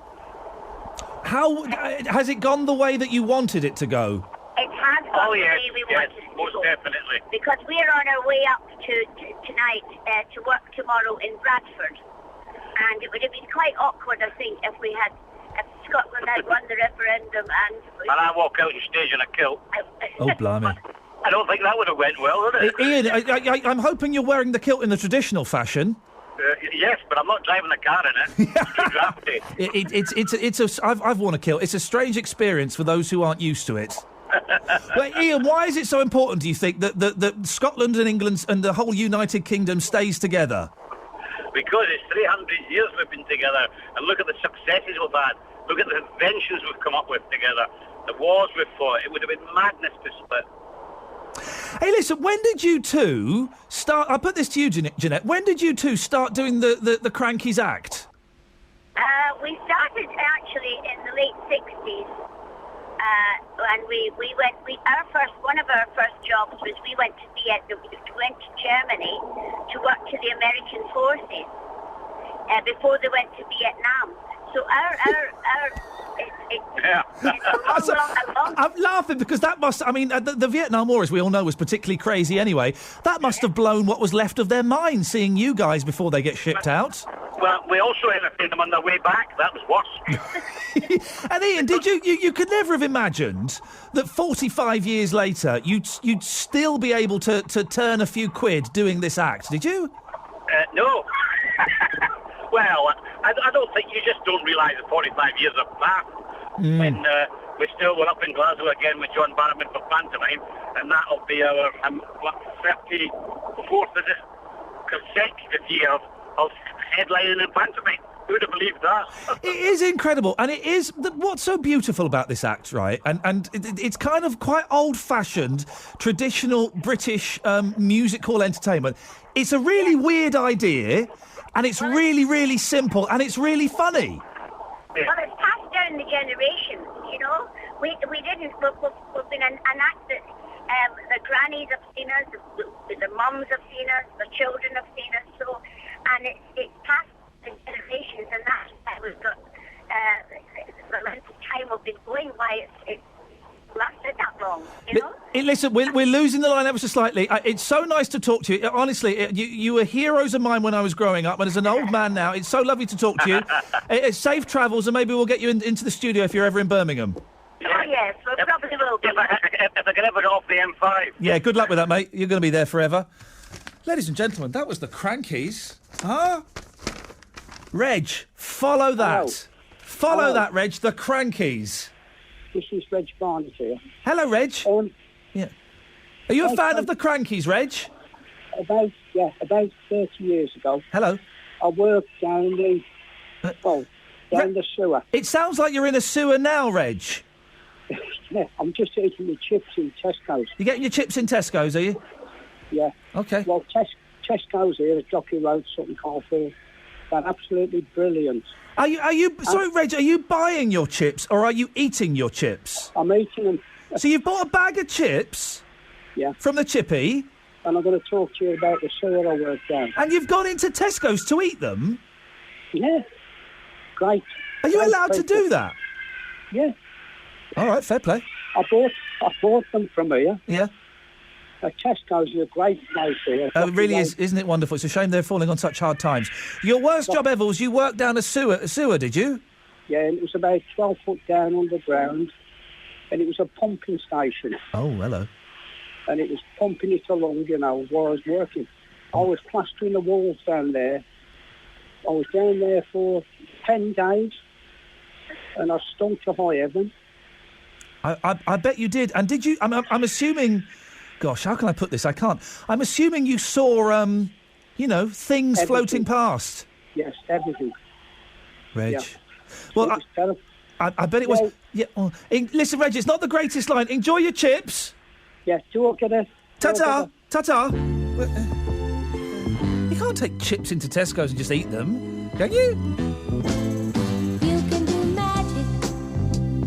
You took the raindrops that filled my eyes and put them back up in the sky, then made the gray skies turn blue. You can do magic. You took a heart that was broken in two, and you put it back together, know how to keep it beating. I beg you not to stop and pray you keep repeating your magic, magic, magic. You can do magic, baby, baby. You can do magic, magic. And I know that every dream of every lover comes true when you can do magic, magic, magic. Like you can do magic, honey. Love is never tragical when you got the magical feelings coming through. I was a loser. Love was a game that I'd never won. I lost to every mother's son until I just forgot how to play. Now I remember you took my hand and showed me the way. And it must have been the magic added to your kissing, 'cause love is never good if love is ever missing. Your magic, magic, magic. You can do magic, baby, magic, baby. You can do magic, magic. And I know that every dream of every lover comes true when you can do magic, magic, magic. Like you can do magic, honey. Love is never tragical when you got the magical feelings coming through. Feelings coming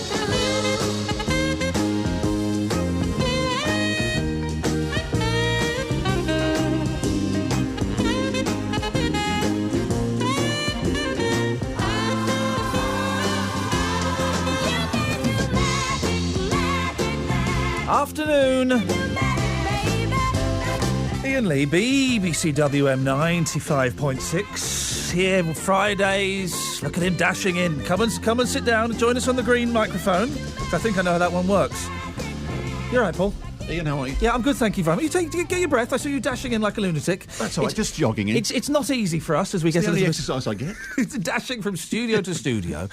Now, listen, it's an absolute pleasure to be the warm-up act for you, sir. What have you got on your show from 4 o'clock? We'll round up all the big stories. You might have heard Scotland decided to stay with the UK. The Crankies are pleased. You've had them on, I know. That yes. was good fun.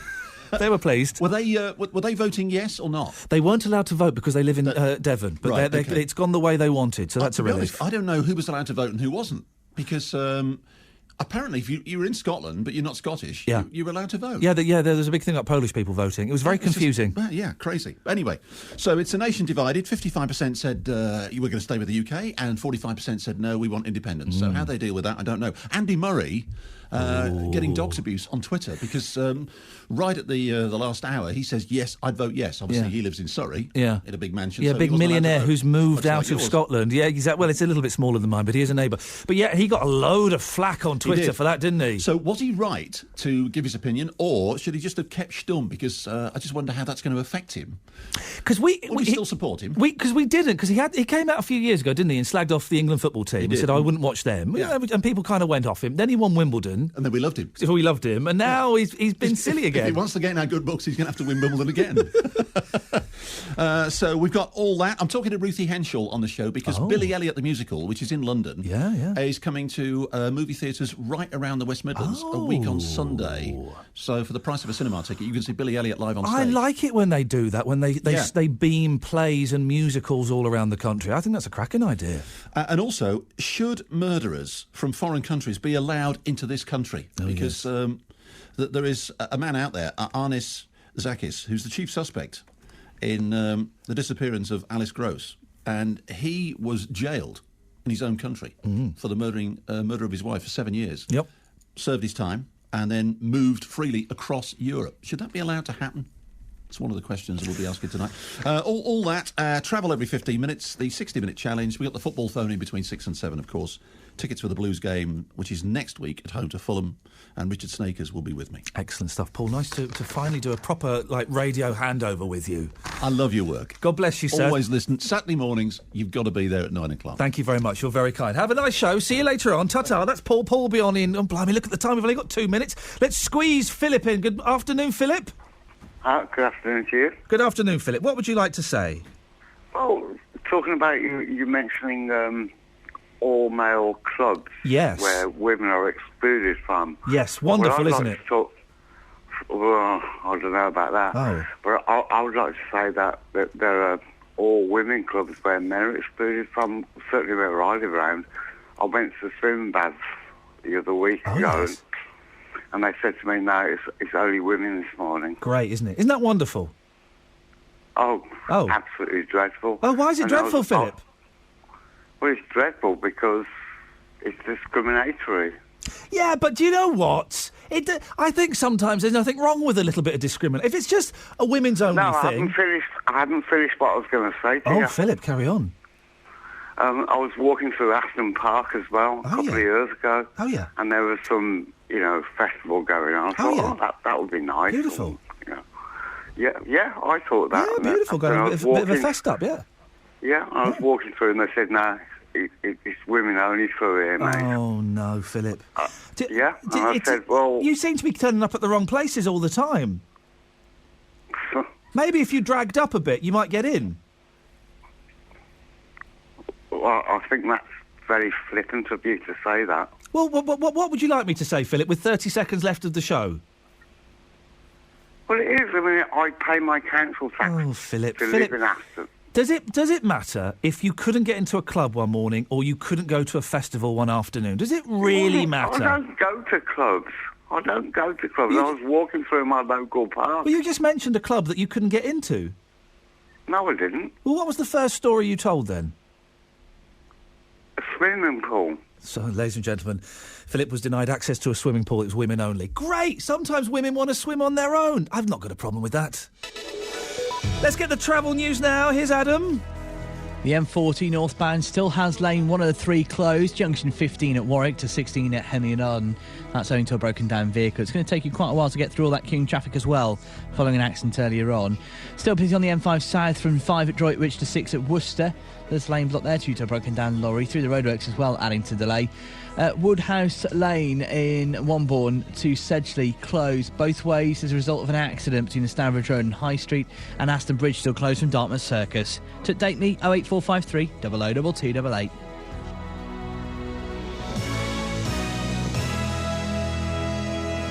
waking up the West Midlands with the latest news, sport, weather and travel updates. Pete Morgan at Breakfast is back Monday morning from 6. The voice of Birmingham and the Black Country.